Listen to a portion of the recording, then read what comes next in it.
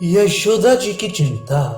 नारद जी कहते हैं, अष्टावक्र के श्राप से सर्प होकर अघासुर उन्हीं के वरदान बल से उस परम मोक्ष को प्राप्त हुआ जो देवताओं के लिए भी दुर्लभ है। वत्सासुर, वकासुर और फिर अघासुर के मुख से श्री कृष्ण किसी तरह बच गए हैं और कुछ ही दिनों में उनके ऊपर ये सारे संकट आ गए हैं। ये सुनकर यशोदा जी भय से व्याकुल हो उठी। उन्होंने कलावती, रोहिणी, बड़े बूढ़े गोप, वृषभानुवर, ब्रजेश्वर नंदराज, 9 नंद, 9 उपनंद तथा प्रजाजनों के स्वामी 6 वृषभानुओं को बुलाकर उन सबके सामने यह बात कही। यशोदा बोली, आप सब लोग बताएं, मैं क्या करूं, कहां जाऊं और कैसे मेरा कल्याण हो। मेरे पुत्र पर तो यहाँ क्षण क्षण में बहुत से अरिष्ट आ रहे हैं। पहले महावन छोड़कर हम लोग वृंदावन में आए और अब इसे भी छोड़कर दूसरे किसी निर्भय देश में मैं चली जाऊं, यह बताने की कृपा करें। मेरा ये बालक स्वभाव से ही चपल है, खेलते खेलते दूर तक चला जाता है। व्रज के दूसरे बालक भी बड़े चंचल हैं, वे सब मेरी बात मानते ही नहीं। तीखी चोंच वाला बलवान बकासुर पहले मेरे बालक को निगल गया था, उससे छूटा तो इस बेचारे को अघासुर ने समस्त गाल बालों के साथ अपना ग्रास बना लिया। भगवान की कृपा से किसी तरह उससे भी इसकी रक्षा हुई। इन सबसे पहले वत्सासुर इसकी घात में लगा था, किंतु वह भी देव के हाथों मारा गया। अब मैं बछड़े चराने के लिए अपने बच्चे को घर से बाहर ना जाने दूंगी। श्री नारद जी कहते हैं, इस तरह कहती तथा निरंतर रोती हुई यशोदा की ओर देखकर नंद जी कुछ कहने को उद्यत हुए। पहले तो धर्म और अर्थ के ज्ञाता तथा धर्मात्माओं में श्रेष्ठ नंद ने गर्ग जी के वचनों की याद दिलाकर उन्हें धीरज बधाया। फिर इस प्रकार कहा, नंदराज बोले, यशोदे, क्या तुम गर्ग की कही हुई सारी बातें भूल गई? ब्राह्मणों की कही हुई बात सदा सत्य होती है, वह कभी असत्य नहीं होती।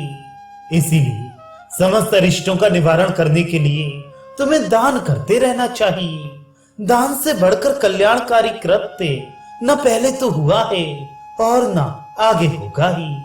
नारद जी कहते हैं, नरेश्वर, तब यशोदा ने बलराम और श्री कृष्ण के मंगल के लिए ब्राह्मणों को बहुमूल्य नवरत्न और अपने अलंकार दिए।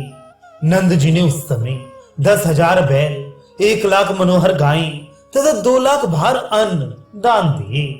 श्री नारद जी पुनः कहते हैं, राजन, अब गोपों की इच्छा से बलराम और श्री कृष्ण गोपालक हो गए। अपने गोपाल मित्रों के साथ गाय चराते हुए वे दोनों भाई वन में विचरण करने लगे। उस समय श्री कृष्ण और बलराम का सुंदर मुंह निहारती हुई गौएं उनके आगे पीछे और अगल बगल में विचरती रहती थी। उनके गले में क्षुद्र घंटिकाओं की माला पहनाई गई थी। सोने की मालाएं भी उनके कंठ की शोभा बढ़ाती थी। उनके पैरों में घुंघरू बंधी थी। उनकी पूंछों के स्वच्छ बालों में लगे हुए मोर पंख और मोतियों के गुच्छे शोभा दे रहे थे। वे घंटों और नुपुरों के मधुर झंकार को फैलाती हुई इधर उधर चलती थी। चमकते हुए नूतन रत्नों की मालाओं के समूह से उन समस्त गौओं की बड़ी शोभा होती थी। राजन, उन गौओं के दोनों सींगों के बीच में सिर पर मणिमय अलंकार धारण कराए गए थे, जिनसे उनकी मनोहरता बढ़ गई थी। स्वर्ण रश्मियों के प्रभा से उनके सींग तथा पीठ पर की झूल चमकते रहती थी। कुछ गौओं के भाल में किंचित रक्त वर्ण के तिलक लगे थे। उनकी पूंछें पीले रंग से रंगी गई थी और पैर की खुर अरुण राग से रंजित थी। बहुत सी गौएं कैलाश पर्वत के समान श्वेत वर्ण वाली सुशीला, सुरूपा तथा अत्यंत उत्तम गुणों से संपन्न थी। मिथिलेश्वर, बछड़े वाली गौएं अपने स्तनों के भार से धीरे धीरे चलती थी। कितनों के थन घड़ों के बराबर थे। बहुत सी गौएं लाल रंग की थी। वे सबकी सब भव्य मूर्ति दिखाई देती थी। कोई पीली, कोई चितकबरी, कोई श्यामा, कोई हरी, कोई तांबे के समान रंग वाली, कोई धूमिल वर्ण की और कोई मेघों की घटा जैसी नीली थी। उन सबके नेत्र घनश्याम श्री कृष्ण की ओर लगे रहती थी। किन्हीं गौओं और बैलों के सींग छोटे, किन्हीं के बड़े तथा किन्हीं के ऊंचे थे। कितनों के सींग हिरणों के से थे और कितनों के टेढ़े मेढ़े। वे सब गौएं कपिला तथा मंगल की धाम थी।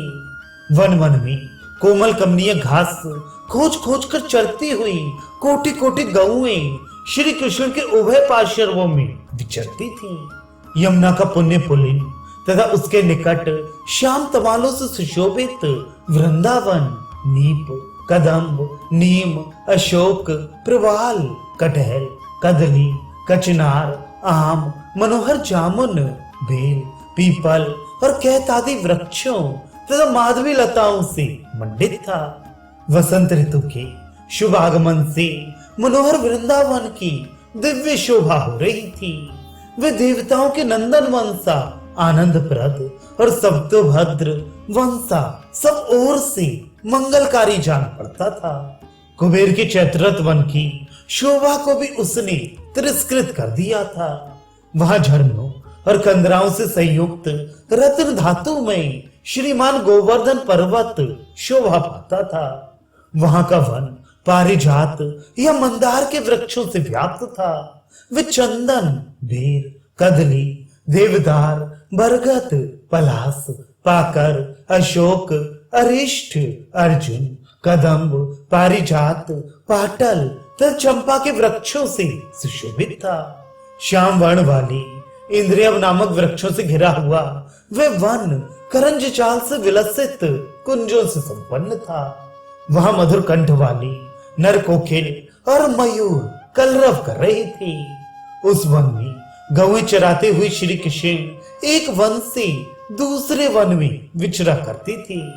नदीश्वर वृंदावन और मधुवन में तालवन के आसपास कुमुद वन, बहुला वन, काम वन, वृषसानु और नंदीश्वर नामक पर्वतों के पार्श्ववर्ती प्रदेश में कोकिलों की काकली से कूजित सुंदर कोकिला वन में, लता चाल मंडित सौम्य तथा रमणीय कुशवन में, परम पावन भद्रवन, भांडीर उपवन, लोहरगल तीर्थ तथा यमुना के प्रत्येक तट और तटवर्ती विपनों में पीतांबर धारण किए बद्ध परिकर नटवेशधारी मनोहर श्री कृष्ण बैठ लिए वंशी बजाते और गोपांगनाओं की प्रीत बढ़ाते बड़ी शोभा पाते थे।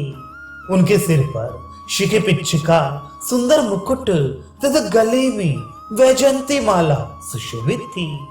संध्या के समय गोवृंद को आगे किए अनेकानेक रागों में बांसुरी बजाते साक्षात श्री हरि कृष्ण नंद व्रज में आए। आकाश को गोरज से व्याप्त देख श्री वंशी वट के मार्ग से आती हुई वंशी ध्वनि से आकुल हुई गोपियां श्याम सुंदर के दर्शन के लिए घरों से बाहर निकल आईं।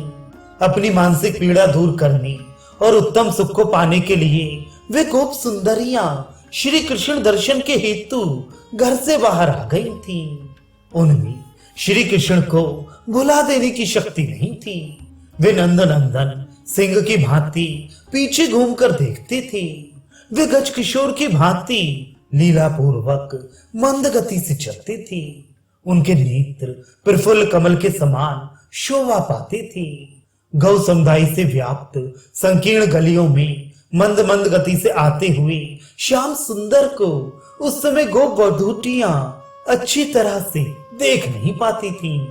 मिथिलेश्वर गोधूल से धूसरित उत्तम नील केश कलाप धारण किए स्वर्ण निर्मित बाजूबंद से विभूषित मुकुट मंडित तथा कान तक खींचकर वक्र भाव से दृष्टि बाण का प्रहार करने वाले गोरज समलंकृत कुंदमाला से अलंकृत कानों में खोसे हुई पुष्पों की आभा से उद्दीप्त पीतांबर धारी वेणुवादनशील तथा भूतल का भूरि भार हरण करने वाले प्रभु श्री कृष्ण आप सबकी रक्षा करें।